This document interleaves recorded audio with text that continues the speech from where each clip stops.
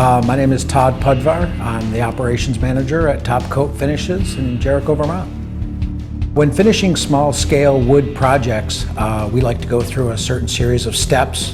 The first process is a thorough sanding with dustless sanding or vacuum extraction of the dust.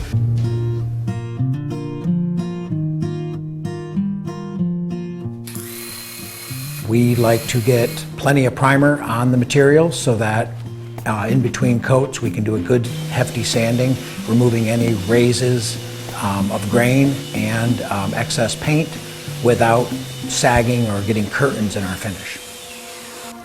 When preparing the surface, you want to make sure you pick a medium grit sandpaper so you leave a nice hard but smooth surface that is paint ready and dust free.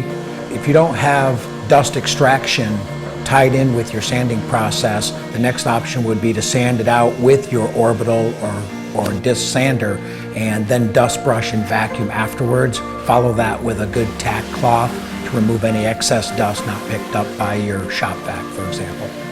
After getting a good primer coat and giving it plenty of time to tack up and dry, you will then want to go at it with a lighter grit sandpaper. A lot of preparation for a little bit of painting will go a long way. Ideally, when finishing wood pieces in the shop, you want to go for a 3-coat system, a heavy prime coat and then 2 finish coats afterwards with sanding in between each coat.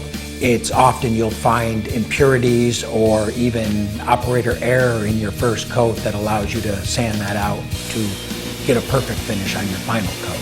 Some of the basic concepts that you want to keep in mind when getting ready to spray any item is how you approach holding your sprayer.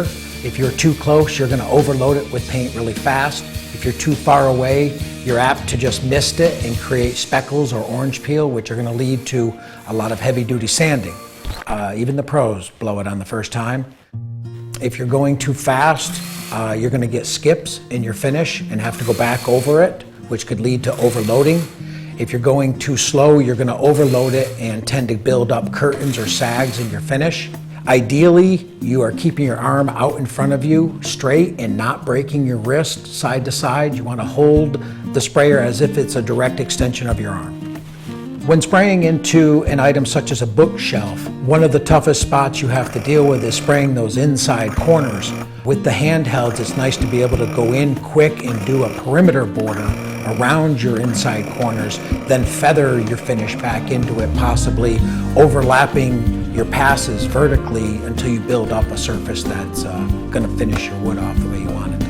One golden rule in spraying is to try to elevate the piece that you're working up off the ground. It's best at about eye level and probably centered in your room so you can move around it quite easily, getting all sides of the piece. It keeps dust contamination down and puts you right at eye level for sighting down your work to make sure you've hit everything well. When finishing bookshelves or kitchen cabinets, for example, something that has internal shelves in it, if they are removable, you're going to want to get those shelves out of there and spray those separately so you have just a big open box to spray. It makes the whole finish come together a lot better.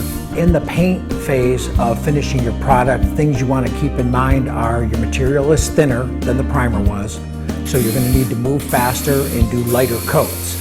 Your final coat really being just a light misting coat of paint that you're really just trying to get the surface wet.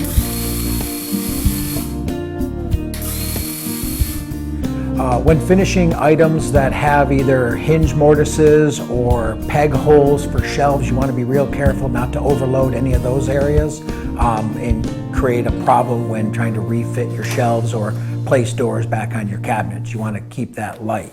It's fine to get primer on them, but you probably don't need to fill those with paint.